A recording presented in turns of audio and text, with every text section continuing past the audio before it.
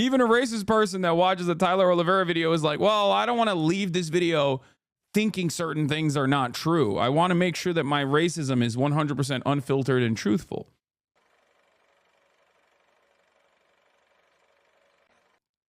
Oh yeah, Tyler Hitler Vera also is going back with our boy Vince Vintage on Twitter.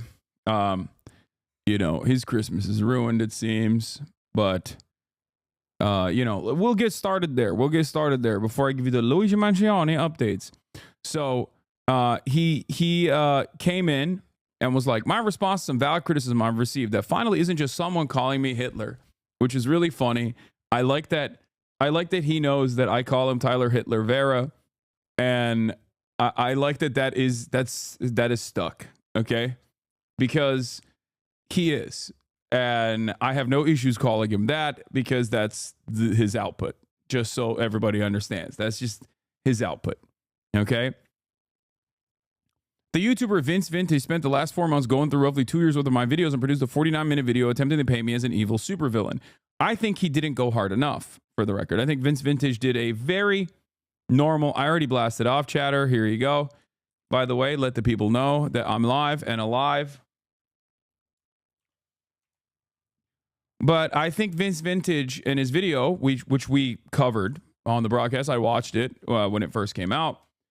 I think he did a pretty decent job with his coverage, and I think it was fair. And I don't even think that he attacked Tyler on the virtues of being racist, even though there is obviously plenty of evidence to suggest that he might be.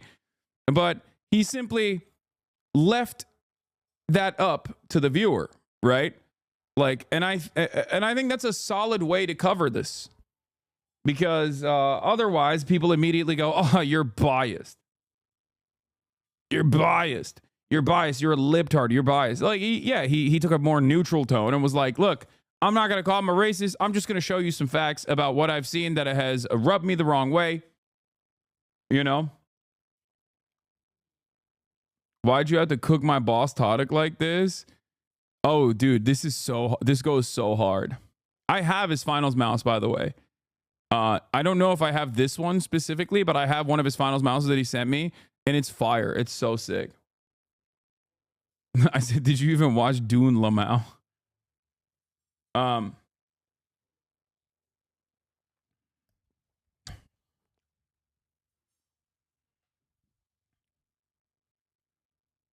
He knew his fans wouldn't admit to the racism, so it was pointless. Brilliant on Vince's part. Yeah. So anyway, Vince, I think, did a pretty solid job of just like tackling the subject matter by looking at some of the things that Tyler Oliveira does that rub everyone the wrong way, even if you are a racist. Maybe you're a racist, but you want to have objective racism. You know what I mean?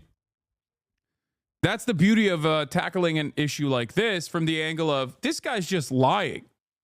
Why is it good to cover it like that? Because even racists will look at that and go, well, I don't want to be misguided.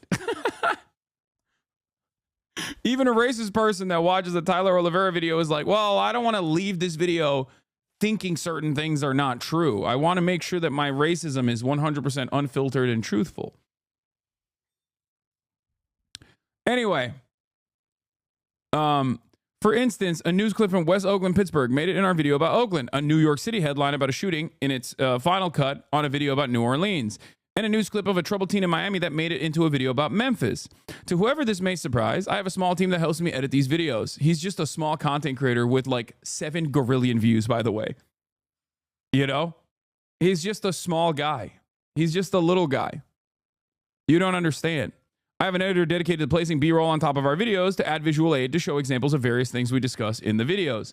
The problem is, I met him at one of the rallies that I was at, a Klan rally, which is why him and I aligned on our politics pretty aggressively, and that's the reason why anytime I talk about how black people are inherently violent, anytime I cover stories about how black people are inherently violent, lo and behold, he just finds black people being violent, but from a different place. Okay?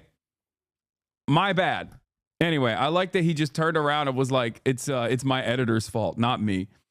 While it's not difficult at all to find a shot carjacking, shooting, or robbery in Memphis, for example, Vince points out a few examples of just outright incorrect B-roll placements that don't match the city in question. A handful of inaccurate B-roll shots don't invalidate any of the conversations we have, the statistics we show, or the point of a given video, but it is 100% on us that these made it to the finished product.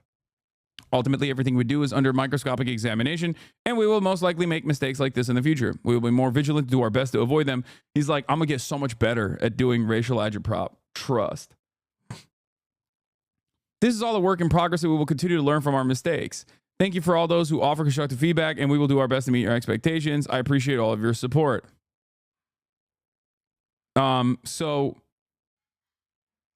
He responded, Vince responded with, are you also going to blame your editors for why you baited someone with a PS5 to break into your car? And then he turned around and I think to that said, this is like blaming a rape victim for what they were wearing, which is really interesting because I think most people in Tyler Oliveira's audience would blame a rape victim for what they're wearing. And that's what's really interesting about this process. He said, this is the equivalent of blaming a woman for getting raped after she wore a dress that was too short outside. You imply criminals just can't help themselves as to break into the car the moment they see someone else's property. The entire point of the car bait was to see if someone would break in. This isn't some secret. I don't even understand your point contention here. Also, it's a TV in the car, not a PS5. So what's really interesting about this is like, back in the day when Joey Salads did this, you know, mega car in the hood gone wrong. Like when he set up these fucking quote unquote pranks, he even considered them to be pranks, right? Like he did them under the guise of pranks, not objective news journalism. And Tyler, on the other hand, is claiming that he's doing objective news journalism, and this is a random car that was just like randomly standing there. Turns out it was his car. Like, that's ridiculous. You're lying. You're trying to, you're not even covering up that you're lying. You're just openly fucking lying. And it's wild. But yeah, to which Vince responded with, hey, while I've got you here, why don't you answer these questions too? Why did you hide the fact that you shopped at a KKK memorabilia store that sells N-word repellent and passed it off as an antique store? Why did you hide the fact that you gave the most racist man in America a welcome gift you bought from the KKK memorabilia store that said N-word repellent? Why did you fabricate the story of Jamaica bank truck robbery? Why did you fabricate the story of a Christian seafood restaurant selling sex for $15 and being a brothel? Why did you pretend to be an asylum seeker to get processed by Border Patrol? Why did you pretend to be alone in the fear of your life in Jamaica?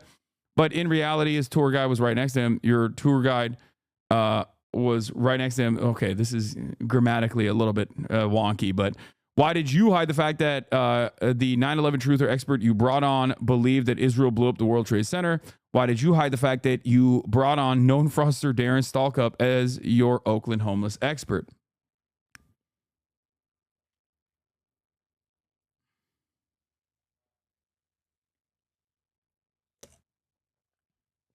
Little Bear, thank you for the raid. Hope you had a good stream.